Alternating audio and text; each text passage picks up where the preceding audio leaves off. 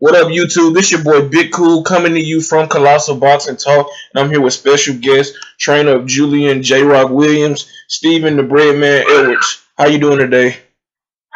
Hey, how you doing? I'm alright. I'm doing good myself. My first question is, what sparked your interest in boxing, and did you ever envision yourself becoming a trainer at the highest level in boxing? I've always been interested in boxing ever since I was a little kid. I actually grew up watching a lot of fights, but played basketball as a youth, and I started getting into boxing a little bit later in life. I went to college, so I couldn't really pursue a career the way I wanted to. But boxing was always a big interest of mine.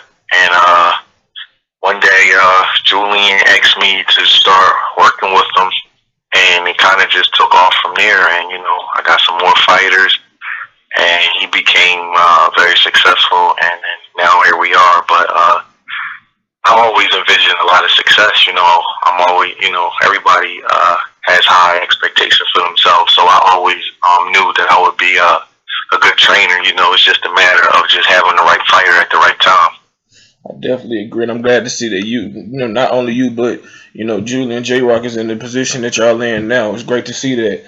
My next question is, what trainers, if any, do you study, past or present, that you may take a little bit of what they implement in their training style, and add it to your style of training?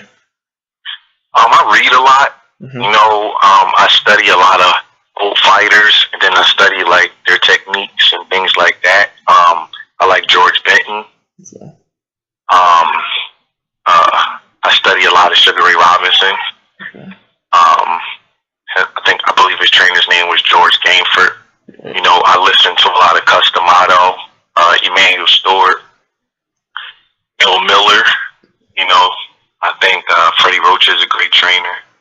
And currently, though, actually, who I get a chance to talk to is Virgil Hunter. Oh, yeah. I think he's a phenomenal trainer. He's very cerebral. And then, obviously, you always want to have your own style and you do things according to what you want to do. But I definitely study different fighters depending on the opponent that we have or whoever I'm training for the fight. I'll look at that opponent and then I'll try to match up a guy. For example, Julian's about to fight Jamal Charlo, so I will look at maybe a tape of Donald Curry versus Milton McCory, okay, with Julian being Donald Curry and McCory being Charlo. So you can kind of get both guys are the same relative height, length, and styles. You see what I'm saying? And then I'll look at little things Curry was able to do to McCory, and I'll try to implement that and try to do, you know what I mean? That's a lot of things. I do things like that. But those are the guys that I kind of look at their style. And I just look at different fighters, different little techniques that they've used throughout the years, and I'll say to one of my guys, yo, man, we need to try that. Or, next couple of sparring sessions, I want you to work on this move or work on that move. And it works out. Julian is, he's the best fighter that I have up until this point. And, he'll implement different things that I tell him to do that I've seen a fighter from back in the past did it, during their prime or whatever. Definitely. Speaking of that, I was gonna get to that question a little later, but since you confirmed it, that fight between Jamal and Julian is definitely one of the most anticipated fights in sport. I mean, in the sport of boxing this year or any year it could be, potentially made. Both guys have tremendous boxing skills. Both guys are young, hungry, and can punch. What are your thoughts on this matchup? Early thoughts, I'm just happy that the fight is done, supposedly. We've been the mandatory since March. The fight was being talked about for a whole year. So I'm just happy that the fight has been able to get done. I'm very confident. I'm not a trash talker. I got a lot of respect for Jamal and his team or whatever. I'm very confident that Julian's gonna win the fight, though. Without giving away the game plan or anything like that. I just believe that I have the better fighter. But we're gonna have to find out that night in the ring, and we'll see. But I'm expecting an electrifying performance. I'm expecting him to put his stamp on the division and for the whole world to see what I already knew, and he's the best fighter in the division. He just hasn't had the same opportunities that everybody else has had. And a lot of people, would agree that he is the favorite going into this fight. Although Charlo is the champion. And then speaking of him not having the opportunities, that's kind of surprising seeing that he's with Al Heyman, who pretty much manages every fighter that's relevant, from welterweight on up. Could you really explain a little bit to why he hasn't really had the opportunities as like the Charlo twins or whoever it may be? You know what? I don't know. I guess that's just the plan. So everybody is going to go to their own pace. We got a lot of trust in Al Heyman. Maybe that was the plan for things to go this way. And I'm just happy to be in this situation right now. And, whatever's meant to happen does happen. So if he's getting his opportunity right now, then he's getting his opportunity at the right time. And that's just the way I'm going to look at it. Sometimes when you give a kid too much too early, they don't appreciate it. So he's had to work for everything he's got. He has a lot of hunger, a lot of animosity. He has a chip on his shoulder. And I'm glad that he hasn't had the opportunities that other guys have had, because he trains with a chip on his shoulder and he fights with a chip on his shoulder. So, that works out for him. He's the kind of kid that he uses things like that as fuel, not as a hindrance. So it's all right. We'll make up for that lost time after this fight. Pretty sure you will. And definitely watching him fight and then listen to him talk, you definitely can tell and you can feel the passion and the hunger and the love for this sport, and his knowledge is top level for a fighter, man. And so he definitely embodies everything that you love about the sport of boxing. My next question is, what are your thoughts, besides J-Rock, what are your thoughts on the junior middleweight division as a whole? Who do you see as his potential biggest threat, if you even look at it or think about it in that, light? I got eyes. I can see it's a lot of good fighters in the division. You got Canelo coming back. You got Liam Smith. Kell Brook is probably going to fight at 54 after the Golovkin fight. He probably won't be able to make 47 again. You got Jamal's brother, also an excellent fighter. You got Landy Lara. You got a young fighter in Erickson Lubman coming up. You got Demetrius Andre. You got some fighters, Julian has his work cut out for him in this division, but that's what we're here for. 154 is stacked. He should make a lot of money for a long time in his division over the next 4 or 5 years. To me, it's the best division in boxing. It's absolutely loaded. Yeah, it is. So we'll see. We'll see. The best fighter that comes out of this is probably going to go to the Hall of Fame. Everybody just has to be willing to fight everybody. But this is the first one. This is the first time that 2 of these young guys have actually said, all right, we're going to fight and get in the ring. So hopefully it comes off. I'm looking forward to it as a fight fan and as a trainer. This is something Julian's been wanting for a very, very long time after he called Jamal out after he beat Luciano Coelho last September. So it's a stacked division. I think that this fight, the winner of this fight has to be number 2, at least in the division. Everybody says that Lara is the best fighter in the division, but he can't fight the Charlo brothers, but we can fight Lara. So, if they don't want to fight each other, we'll fight all of them and figure out who the best is. Yeah, I definitely agree. A fight I would love to see down the line, and this is just me speaking as a fan, is Demetrius Andrade and J-Rock. I really picture y'all those two as the 2 best guys, in my opinion. And I definitely think that, those styles would mesh well and it would be a great fight. So that's just me. But another question is, what is a Stephen Edwards training camp like in terms of, the physicality you put your fighters through? It's intense, strenuous, but at the same time, I'm very conscious to not overtrain my guys. Fighters usually work out twice a day. You do your run in the morning, then you come to the gym in the afternoon. They have different types of runs that they do. Sometimes runs are for endurance. Sometimes they run for explosive purposes. Then you go to the gym.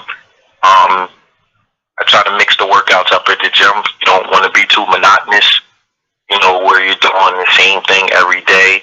Some days we may just shadow box and work on technique, and skill. I think that's the lost art of boxing. Everybody wants to do so much strength and conditioning and fancy exercises and working muscles that they don't really need, and they get away from the skill level. And that's why I think that fighters starting about 20 years ago are better than fighters today.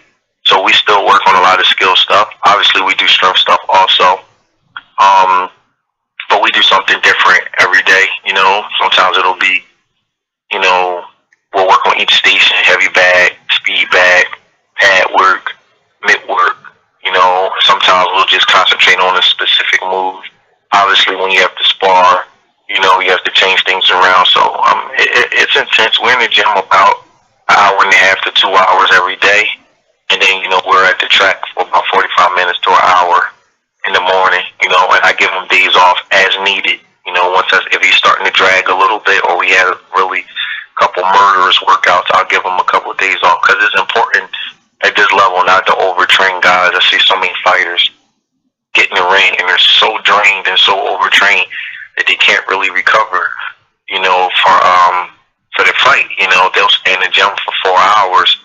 You don't have to train 4 straight hours for a 36-minute fight, So I'm very conscious of that. So it's a good mix, but it's intense. No nonsense, Obviously, everything goes up. The focus goes up. This is it. He has to win this fight. You know what I mean? So, his life is on the line. That's how we looking at it. So it's gonna be a very intense camp. It's gonna be brutal for his sparring partners. They gonna have, we have to pay him well. Hey, at this level, like you said, everything is enhanced and rightfully so. And I look forward to hearing how his camp progresses. I got 2 more questions for you. My next question is, what is your take on Canelo Alvarez and now Triple G, both having welterweights come up 13 pounds to fight them, or whatever it was with Canelo? I mean, Khan came up 8 pounds, basically skipping over a whole division to fight them when they had guys in their division as well as the junior middleweight division calling them out. What is your take on that? Well, I think that Canelo and Triple G, they're in different situations. I think that Canelo, I actually think he's a great fighter. Took some really tough fights.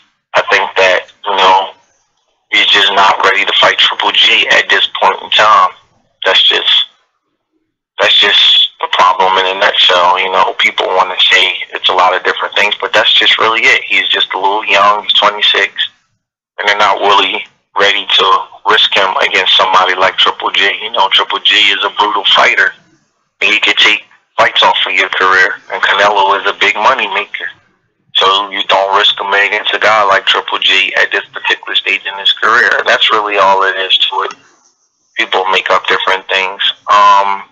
As far as the Khan fight, it was a money fight, but Canelo took some tough fights in his career. He fought Lara when he didn't have to. He challenged Trout in the unification fight. He challenged Mayweather. So, the Khan fight was a money fight. I wasn't as offended as a lot of people was, but, it was kind of a gimmicky fight. Yeah. But, it's boxing. It's been done before. Oscar did the same thing with Manny. You know what I mean? It just didn't turn out the way Oscar thought it was going to turn out. It's happened before. Khan took a fight. You guys may not realize this, but Khan fought Marco Antonio Barrera. Yeah. Towards the end of his career, people don't realize it. They forget it. It happens in boxing more times than we care to remember.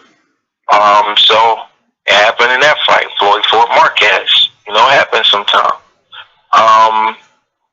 Triple G and Kell Brooks, I think it's just a different scenario. Triple G was trying to fight Chris Eubank, trying to fight Billy Joe Sanders. He was obviously in communication with the people over in the UK, and those guys didn't want to fight him.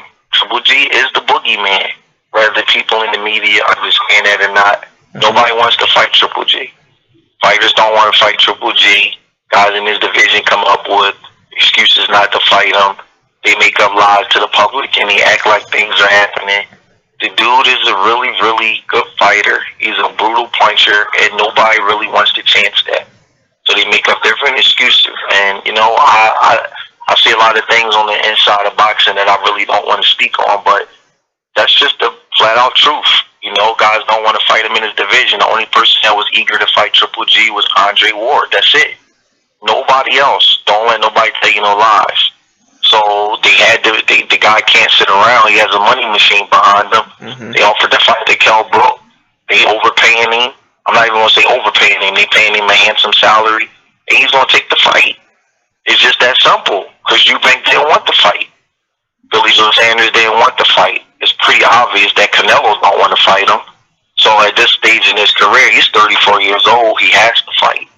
So when people give him shit about the Kell Brook fight, you know, I think that those same people should give the fighters who are ducking him the same shit, because that's the reason why the Kell Brook fight can't happen. Who do you think Triple G would rather fight, Canelo or Kell Brook?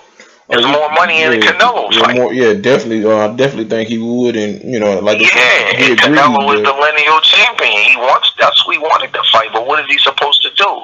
See, when you sit around and you chase a certain opponent, and that opponent drags you along, then you look like a fool. You know what I'm saying? You have to go out and make fights. If a guy wants to make a fight, he wants to make a fight. If not, then you move on to the next guy. You don't let a guy take months and years off of your career chasing them. If you notice, Khan did that with Floyd Mayweather. Yeah. He got played every time. Yeah, he did. He would keep going after Mayweather. Floyd would dangle the prize in front of his face and then rip it away. And Khan looked like a fool. You know what I mean? You can't do that. You know, in Triple G, he needs to stay sharp. He needs to fight. And I don't blame him for taking the fight. If nobody wants to fight him, he said, all right, I'm going to take a money fight. And I don't blame him. You know, you got to earn a living, and you have to keep, it's boxing at the end of the day. You have to keep sharp. You can't just sit out a whole year chasing a guy that don't want to fight you.